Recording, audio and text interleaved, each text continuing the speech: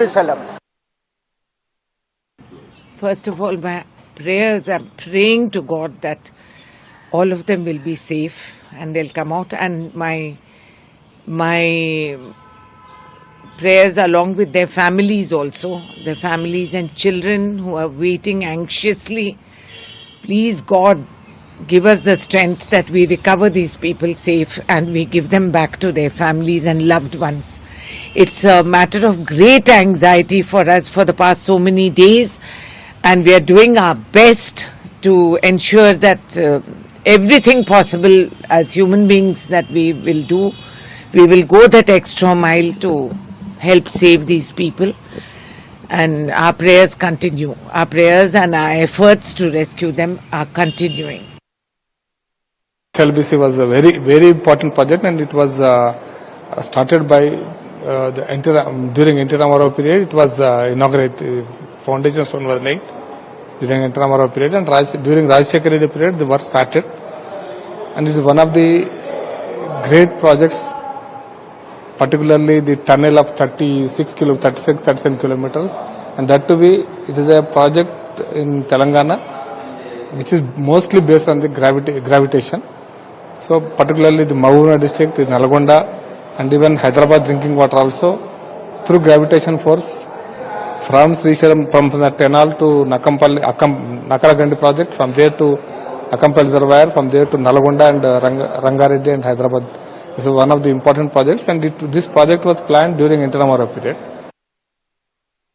Well, I think the NDRF teams and all the others who are involved in the rescue, they are fully,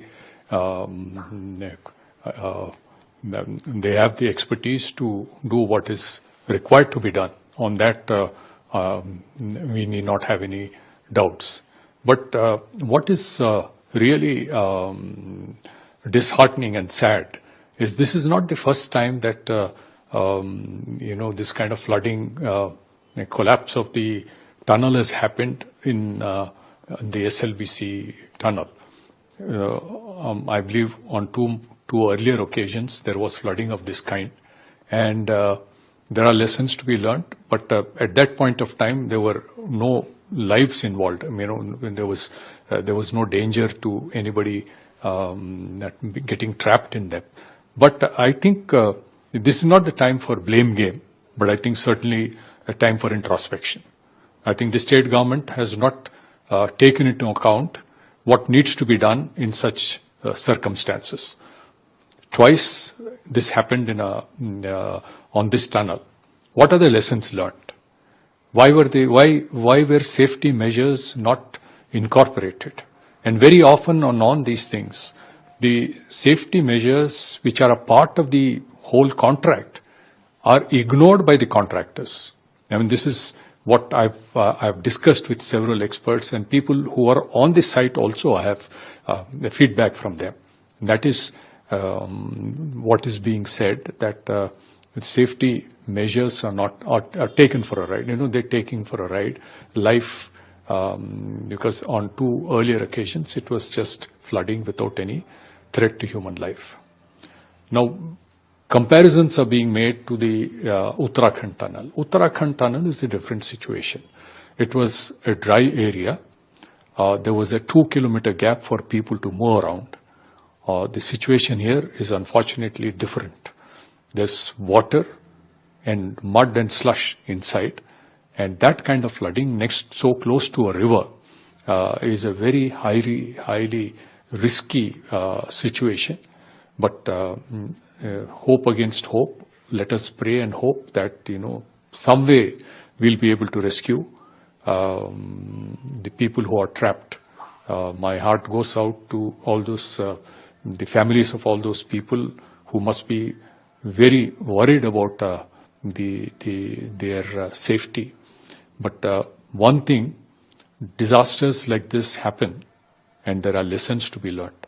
Unfortunately, that is not happening, and the kind of attention that is there in the media at this point of time will be forgotten in course of time. The State Disaster Management Authority should sit down and then prepare a management plan, disaster management plan for such situations, so that it will be, and what you do here can also be a learning experience for similar situations outside. Not just to rescue and rescue, how to prevent and prevention should be the most should be the focus, and not rescue relief, which becomes inevitable. After the Uttarakhand tunnel collapse, there was the message has gone round that there should be an audit of all such tunnels, but I don't know what exactly was done.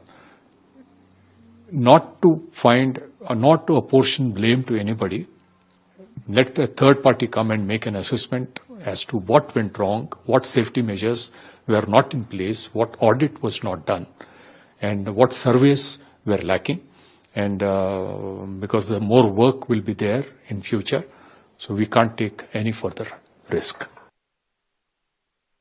आदरणीय प्रधानमंत्री नरेंद्र मोदी जी के नेतृत्व में नगर Kurnool Telangana tunnel rescue operation में केंद्र सरकार ने एनडीआरएफ एवं भारतीय सेना को प्रदेश की तेलंगाना की सरकार के साथ कंधे से कंधा मिलाकर कार्य करने के लिए लगा दिया है। युद्ध स्तर पर कार्य चल रहा है। पूरा देश सभी की सलामत घर वापसी के लिए प्रार्थना कर रहा है, और मेरी भी भगवान से प्रार्थना है जल्दी सभी सुकुशल वहां से निकलें और अपने परिवारों में जाएं।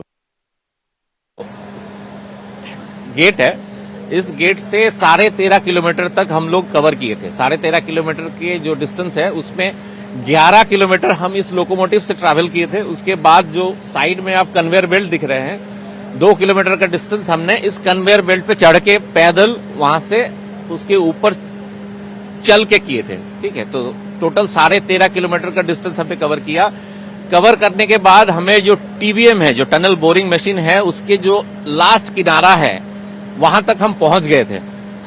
वहां पे जाके हमने जो ट्रैप्ड विक्टिम्स है, ट्रैप्ड मजदूर हैं, जो वर्कर्स हैं, उनके नाम से उनको पुकारा और उनको पता करने की कोशिश किए कि वो लोग कहाँ हैं, कुछ पता चल जाए, मगर कुछ पता नहीं चल पाया, क्योंकि उसके बाद 200 मीटर का पैच और रह जाता है जिस एरिया में पूरी तरह से डेब्री से भरा है।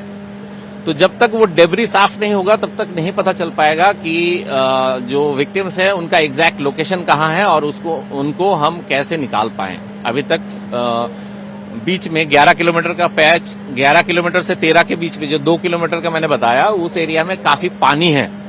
तो पानी निकालने का प्रोसेस अभी चल रहा है। पानी जैसे ही एक बार निकल जाता है तो उसके बाद फिर जो डेब्री क्लियरेंस का प्रोसेस है वो शुरू होगा, फिर जो विक्टिम्स फंसे हुए हैं उनको निकाला जाएगा।